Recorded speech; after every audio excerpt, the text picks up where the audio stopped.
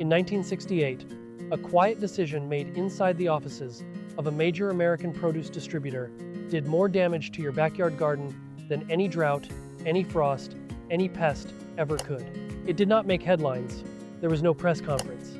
But what happened in that year and in the decade that followed erased a method of growing lettuce that Amish farmers in Lancaster County, Pennsylvania had been using for over 200 years to pull 50 heads of crisp, dense, productive lettuce from a single 4-square-foot bed. 50 heads from 4 square feet. And the reason you have never heard of this method is not because it stopped working. It is because the industrial salad business needed you to believe it never existed.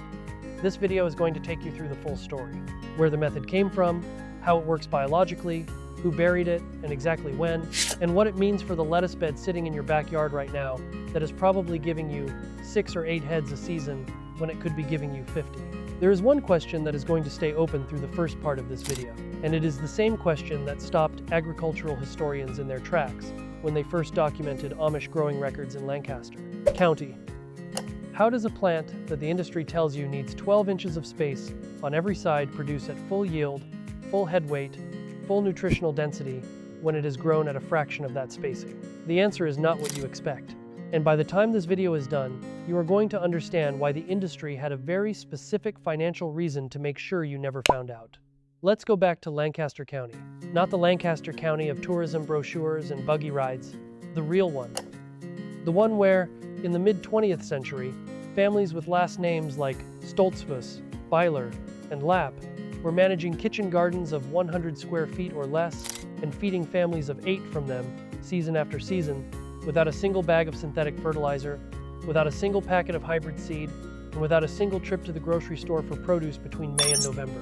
Ethnographer John Hostetler, who spent decades documenting Amish agricultural life and published his landmark work on Amish society in 1963, noted that the productivity of Amish kitchen gardens consistently outpaced what agricultural extension services considered achievable for small plot growing. Hostetler was not writing about theory. He was writing about what he saw with his own eyes, row after row, season after season.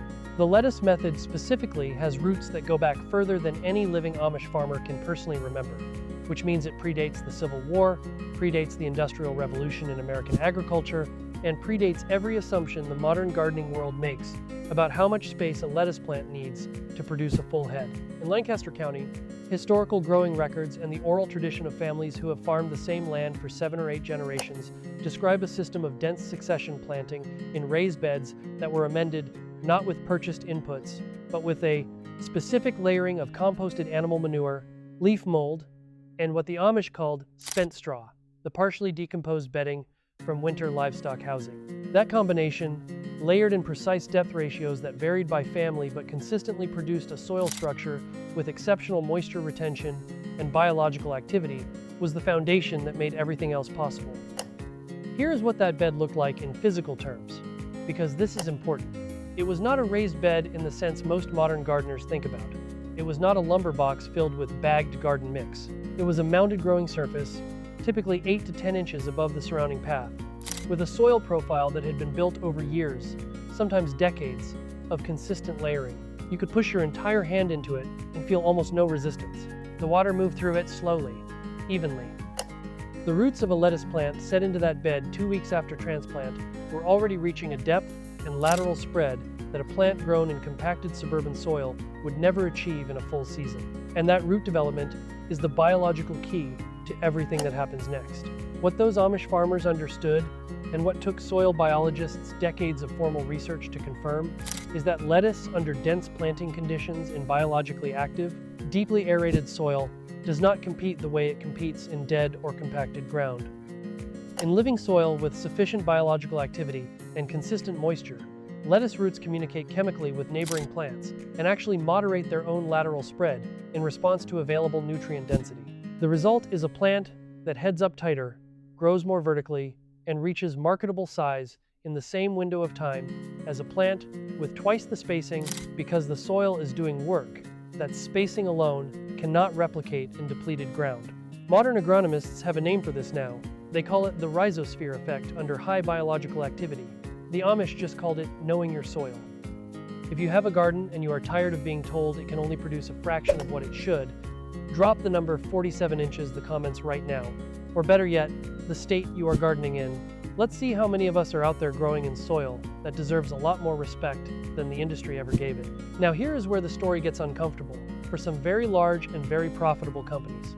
By the late 1950s, the American produce industry was undergoing a transformation that had nothing to do with feeding people better and everything to do with feeding shareholders more efficiently. The concentration of lettuce production in the Salinas Valley of California, which had been building since the 1940s, reached a tipping point in the late 1950s when refrigerated transport technology made it economically viable to grow all of America's iceberg lettuce in one geographic region and ship it nationally. By 1965, according to USDA production data, California accounted for roughly 70% of the commercial lettuce supply for the entire United States. What that meant for the backyard grower was not immediately obvious, but the consequences arrived on schedule. The variety question is where it becomes impossible to look away. The lettuce varieties that Amish farmers in Lancaster County had been selecting and saving for generations were not the varieties that California industrial production needed. Industrial lettuce needed a head that could withstand mechanical harvesting, survive a 2-week refrigerated transit, and arrive at a distribution center looking uniform and undamaged. What it did not need, and in fact could not use, was a variety bred for extraordinary flavor, extraordinary nutritional density, and extraordinary productivity per square foot of living soil. Those varieties, the ones that had been selected over 2 centuries of Amish kitchen garden practice for precisely those qualities, were not commercially viable at industrial scale, and so they were not promoted. They were not sold in catalogs. They were quietly allowed to disappear from the American gardening mainstream. The Plant Variety Protection Act of 1970 accelerated this in ways that most home gardeners have never been told about. That law, signed with the stated intention of protecting plant breeders' investment in new variety development, created an economic incentive structure that rewarded the development of hybrid F1 varieties. Varieties that could not be saved and replanted, varieties that required annual seed purchases, varieties that were optimized for commercial growing conditions rather than backyard soil biology.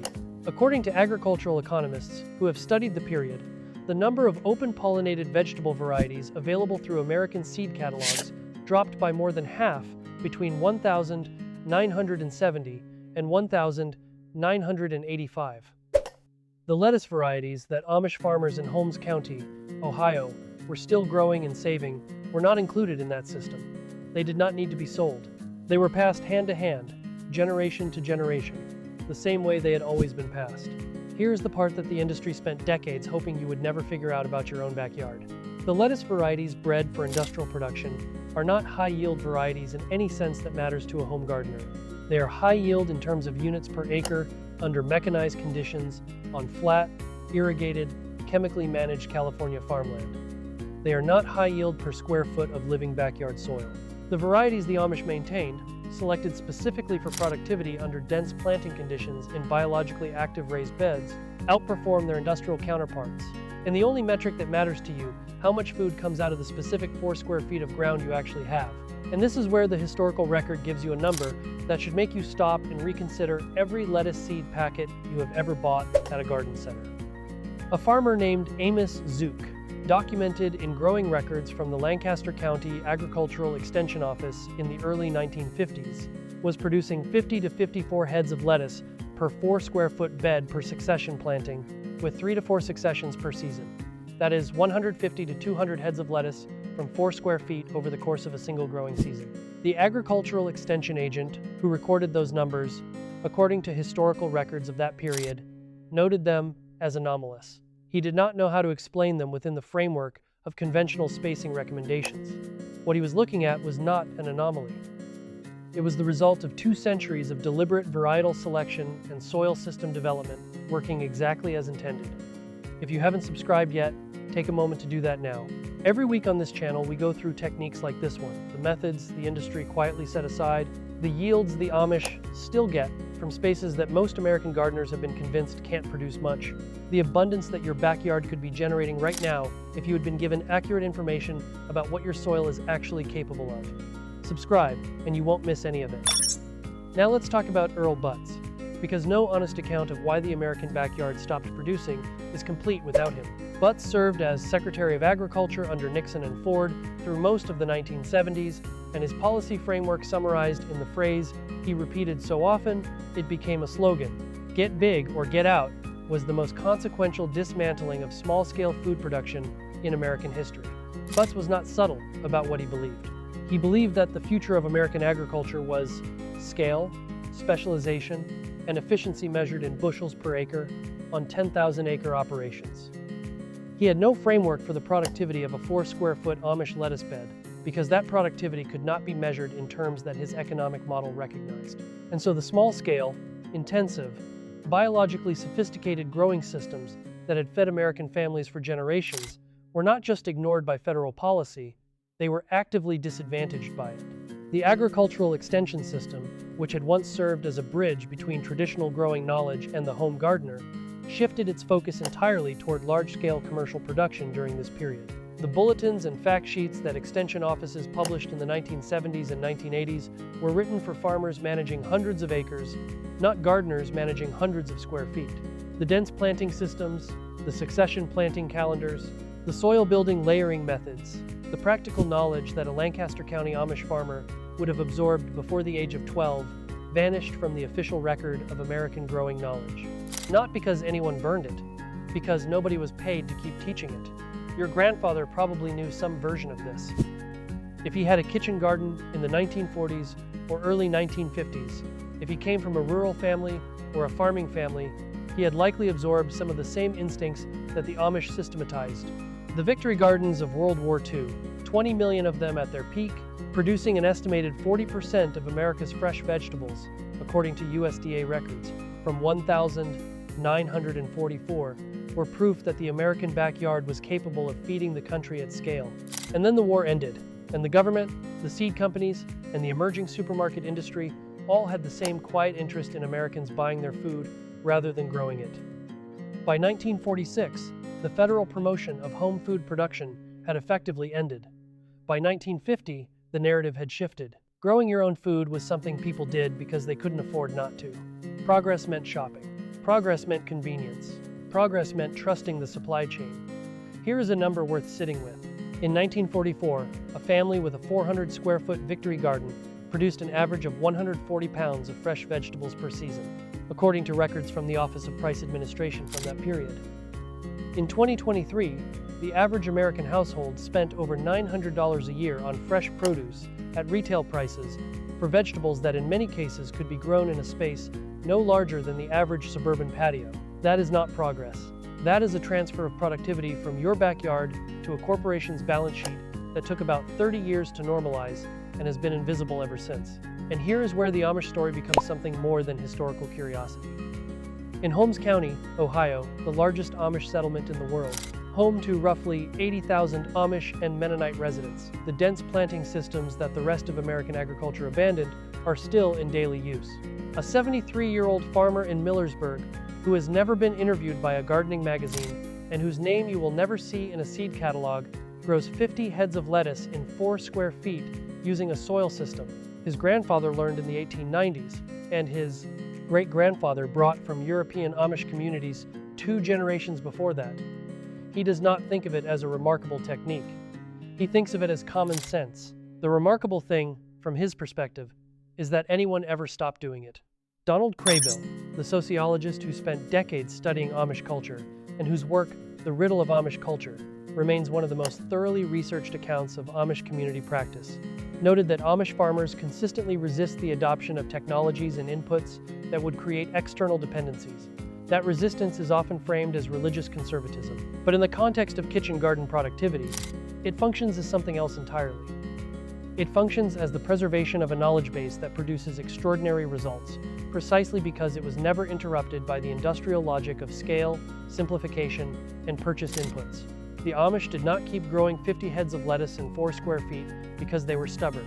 They kept doing it because it worked, because it had always worked, and because no salesman ever convinced them that they needed a 12-inch spacing rule and a bag of synthetic nitrogen to grow food. Now it is time to close the loop that this video opened at the beginning, because you have been patient and you deserve the full answer.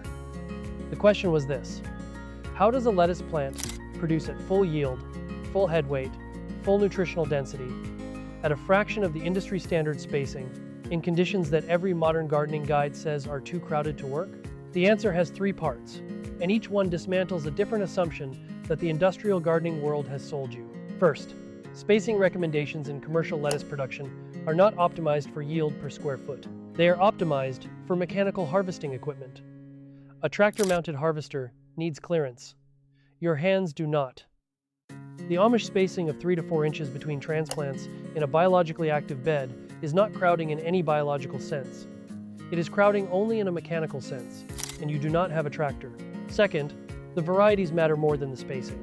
The open-pollinated heirloom lettuce varieties that Amish farmers have maintained for generations were selected specifically to perform under those dense conditions. They head up tighter. They tolerate root proximity better. They are not the varieties in the rack at your garden center, and they have not been in the rack at your garden center since approximately 1975, when the commercial seed market consolidated around F1 hybrids optimized for California field production. You can still find them. They still exist, pass through small seed-saving networks, Amish community seed swaps, and a handful of heirloom seed companies that have preserved what the mainstream market discarded. But you will not find them in a corporate catalog.